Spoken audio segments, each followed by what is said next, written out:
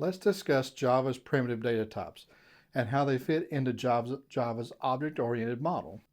Java is often described as an object-oriented language, meaning almost everything you work with is a class or an object.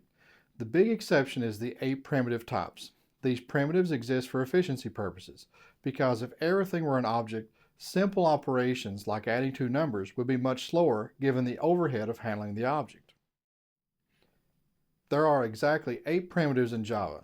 They are byte, short, int, long, float, double, character, and boolean. These are the building blocks of most data in Java. Java does provide wrapper classes for all 8 primitives, but the primitives themselves are not objects. They are raw values.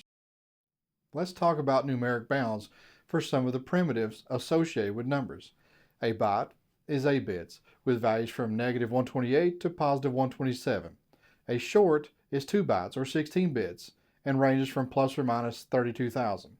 An integer is 32 bits, or 4 bytes, and ranges from -2.1 to +2.1 billion. A long is 64 bytes and has quite a large range. Notice that all of these have signed ranges. For floating point values, Java uses the IEEE 754 standard. A float is 32 bits of precision, and a double is 64 bits of precision. Float arithmetic is faster, but double arithmetic has more precision. Because of this, doubles are the default for decimal literals. There are 2 remaining primitive types, character and boolean. A character is 16 bits and holds a Unicode character, not just ASCII. Boolean is the simplest of all. It can only be true or it can be false. Now let's compare Java to C and C++. In C and C++, you can declare both signed and unsigned integers. You have that capability. Java does not allow unsigned types. Every integral type in Java is considered signed. This was a deliberate design choice. It makes Java code more portable across different platforms, but it also means you don't get the extra range of an unsigned integer like you would in C or C++. One last important detail is how we use literals. In Java, integer literals are ints by default. If you need a long, you have to pin an L to the end of it, the value. Floating point literals are doubles by default. If you want to float, you must append an uppercase F at the end. So for example, 3.14 is a double and 3.14F is a float. Likewise, 100 is an int, but 100L is a long. Java follows C++ behavior with respect to integer overflow during runtime computations. However, the Java compiler will throw errors if literals are outside numeric type bounds. Let me take a brief moment to demonstrate the Java primitives. I will also demonstrate how IntelliJ will help you identify problems when using literals.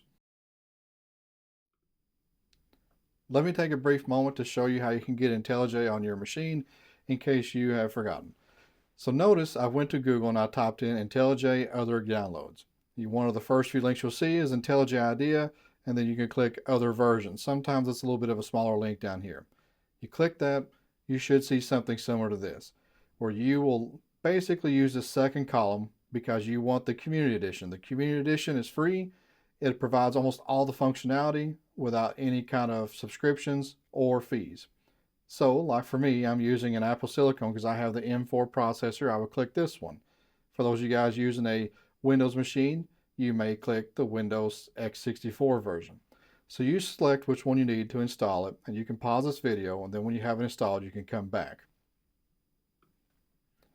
Okay, whenever you start IntelliJ, and you go through the installation process, after you get it installed, you may see something similar to this.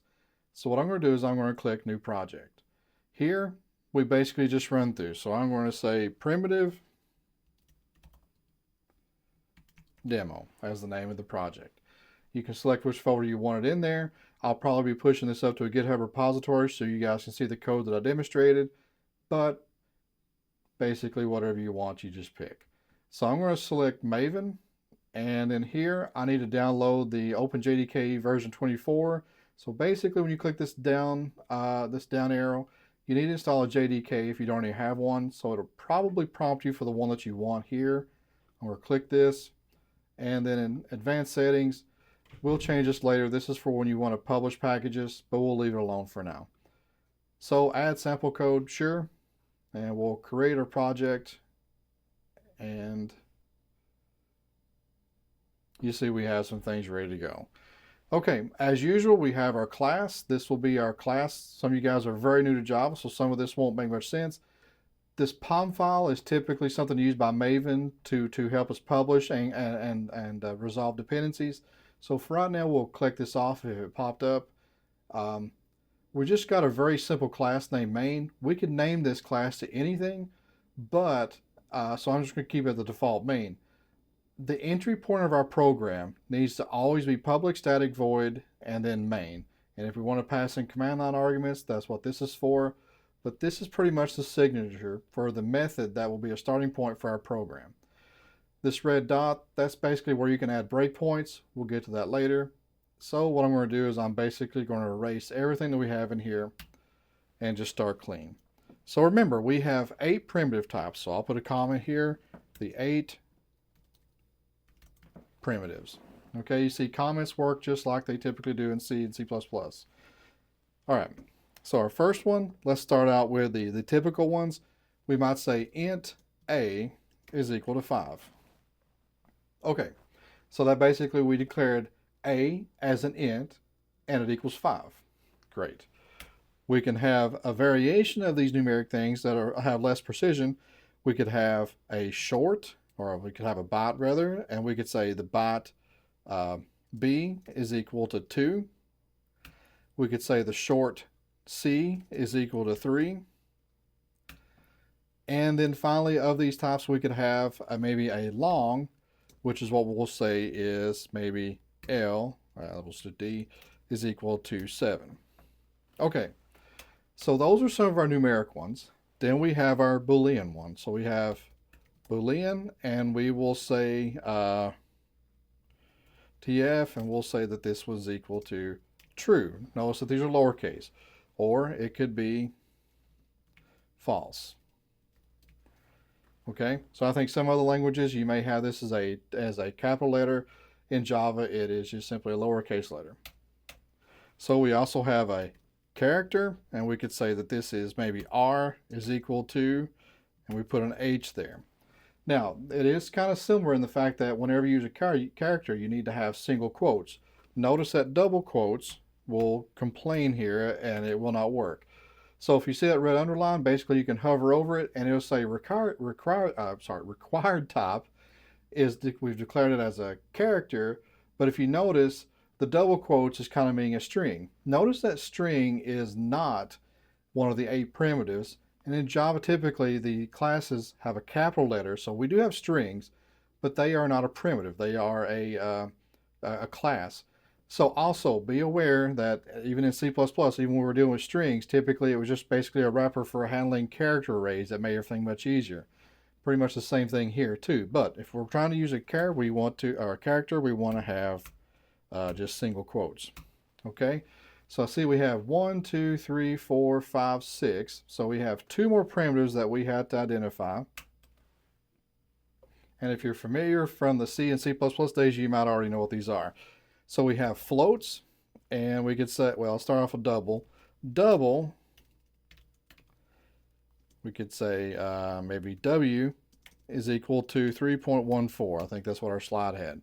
Notice that there's no complaint about this. And then finally, we could say float, and we could say maybe P is equal to 3.14, and we will notice that this complains, the compiler is complaining. Also, whenever you have a JDK installed, IntelliJ is very much in tune with what the compiler is expecting. So if you have a red underline in IntelliJ, the compiler will complain. So notice what the complaint here is when you hover over it. It says required type is a float because that's what I declared P to be. But notice it says I declared a double. Well, I mean, this is a relatively small value. It doesn't require a whole lot of digits to represent this. But the point is that if we're going to have a float, then we need to put this F there, and it could be a capital or lowercase, by the way. So now we have the 3.14 as a float. Great. Okay, now you might think that there's a little bit of confusion or maybe something that contradicts here, because notice that up here, this is technically, when I hover over, see if I can hover it over, I don't know if it'll show it or not. Uh, the 7 here is actually being declared as an integer literal, but it's being stored into a long. That's fine because we're not really changing the way the arithmetic's done, because we can change that 7 into a long without any kind of real issues. The problem is that we had to specify the float down here is because they are they're close, but they're relatively two different algorithms. Remember, float is faster than double, but double has higher precision. So unless we're not clear about what we want to use, we have some mismatching in the algorithms. That's why we had to say if it's a float, we had to put an F here, with the literals anyway. Okay, now if we were to say, I wonder what the maximum value is. Now, when we get into the lecture covering 2's complement and the floating point arithmetic lecture, some of these things will be a little bit more clear. But for right now, there is something built into Java to kind of help us understand what the maximum value is. And I can actually print that off here. So I could do system.out.println, and I could put here integer dot max value. Okay, and when I print this off, I'm going to hit the play button and we'll see it display down here. Notice that it provides what the upper bound is for this integer. So I'll copy that and I will actually paste it here so that way we have it. So now this is very easy to represent. If you raise 2 to some power minus 1, or you just raise 2 to some power to get these kind of minimum maximum bounds, it's very easy to do that way. Memorizing all the digits, not everybody has those memorized. So if you want to actually see them, you could do integer.maxValue. That's one of the built-in functions of Java where it actually prints it off, or you can use it for whatever reason you need to. Now watch what happens whenever I do integer a is equal to, because remember that's the max value. If I do 8, notice that it complains.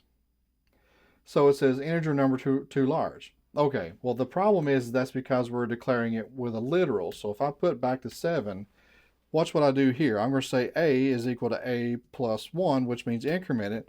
And I could do system.out.println, and I could put the value a here. And you're going to see, as I declared earlier, that this is going to follow the C++ and C way of handling integer overflow. Okay, so notice, now remember, I'll block this out so that way we're not seeing this still. So when I hit play, it means run the program. Notice that when I took this value and I added 1 to it, I mean, you may say, well, the compiler should be able to figure out that that's essentially doing the same thing as taking a and adding 1 to it, or I could just simply maybe go down here and say it's 214,748,3648, assuming I said all those digits right. In other words, just add 1. Well, that's because there's a difference between using the literal and using it at runtime. At runtime, you're appealing to the 2's complement arithmetic, and it will overflow, and this is what it overflows to. And we'll see how this works later whenever we cover the 2's complement lecture. But notice that this effectively should be 214,748,3648, but notice that it becomes a negative value, right? Notice that it becomes a negative value. So one of the powerful things about Java is that it still has tops and it's still relatively fast. It's just you got to be mindful of the precision of your machine. So if you're using 32 bits worth of precision, you need to be aware of what integer overflow may cost you. Okay, so we have that. Now I want to hop down here and I want to show you something. Notice that when I copy the maximum integer value here further along, it may not surprise you that if I put 8 here, some of you go, oh wait, some of you guys might have thought that would work. Why wouldn't we? Because after all, this has 64 bits of precision, this has 32 bits worth of data storage, right? So why is this not complaining? Well, it turns out that when you actually type this value in, this is still an integer literal. And so this literal is overflowing the integer. So the only way that we can make this work is if we put that L at the end of it, and then suddenly we have this value. So let's make sure that we understand that. So this works because we can put integers into the long space. So when we put 48, you may have thought, well, this complains because it overflows the bound for the integer value, 32 bits, and that is correct. Okay, so when we come down here to long, the expectation maybe is that this would work. 214,748, 3648 because this has 64 bits and this is nowhere near the limit or the numeric bound or upper bound for a long integer. Well, the problem is because when we use a literal, the literal without the L is an integer literal, and so the integer literal, it has an upper bound of that value ending in 7. So the only way we make that work is to put the L there. So it takes a little bit of time to get used to maybe integer overflow. It can really take new developers off guard. If you're primarily living in Python, it can be quite a shock whenever you go to a language like C++ or Java, because Python will allow you to kind of use, let's say, up to some extent, arbitrarily large integers, and it will keep handling that just fine. Internally, it's doing some conversions to help you out with that, but Java and C and C++, they don't do it for you. You have to make sure that you're handling that appropriately. Now with that, let's make sure that we understand down here. So is it okay if I put an F here? It is. Why is that? Because floating point arithmetic, I can put a float into a double. I can put a float literal into a double precision data type. But I can't do it the other way. I can't put this double in the float. So it's almost like you're thinking about, you're almost saying, what's the minimum amount of compatibility that I have between data types when I'm trying to mix and mingle them? Keep in mind, floats are much faster, but they have less precision. Doubles are slower, but have higher precision. They're effectively two different algorithms, related, but they're two different algorithms. And so if we're not very precise on what we're expecting, the compiler's not able to quite deduce what we want. So that's why we can put a float into the double, but we can't put a double into the float, because that's kind of going backward, so to speak. It's not really so much different than what we're doing up here with the long and the integer. So anyway, those are just some small caveats. I hope that this makes sense. I hope that you can play around with this on your own to see what is and what is not allowed. If you guys are curious, this max integer value, this is available for almost all of the numeric types. So I could put in here byte max value, and I could print that. Notice, oh, sorry, I didn't fix this. I had to fix this. So when I run this, looks like I had to fit this too. Sorry about that. All right. Notice that the maximum value is 127 for the byte. Notice that the short, let's see if we had it right from the slide. We play this, it'll allow 32,767. And then if we want to see what the long is, we can print this off too. And notice that that's quite a big number, right? Okay. Now we can also check to see what the min value is. Let's go back to the int.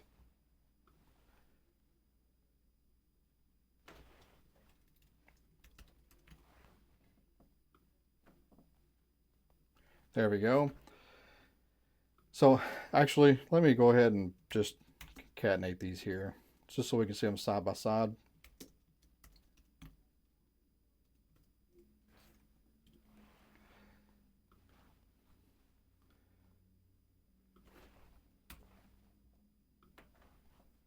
Okay, so this would be the smallest value for an int. This would be the largest value. We can do the same for bytes.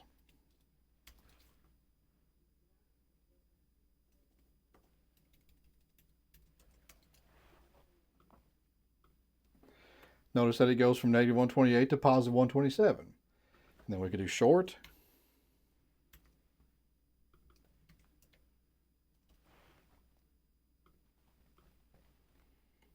And it gets slightly larger.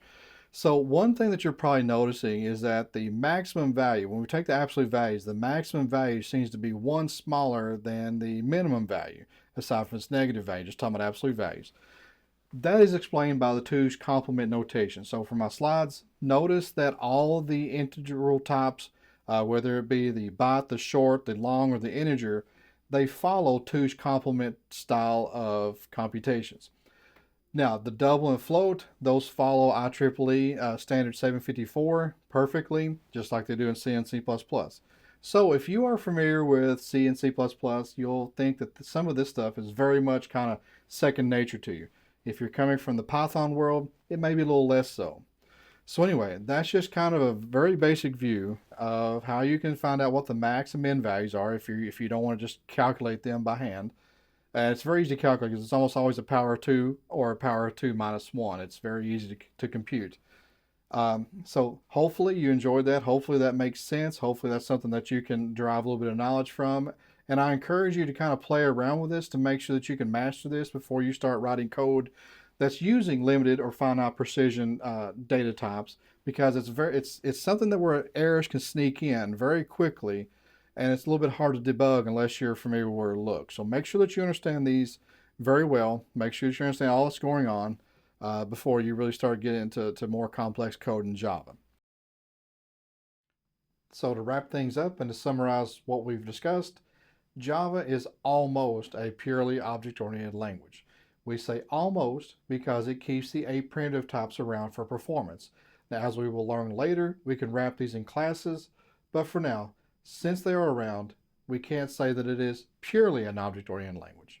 The integral and floating point types have fixed, well-defined ranges. Java avoids unsigned types for consistency purposes. And literals let you explicitly control whether you are working with ints, longs, floats, or doubles. Thank you for watching this lecture. I encourage you to leave helpful comments. Those will help me as I create other lecture videos. If you found this lecture helpful, then please provide a positive thumbs up. I look forward to hearing from all of you.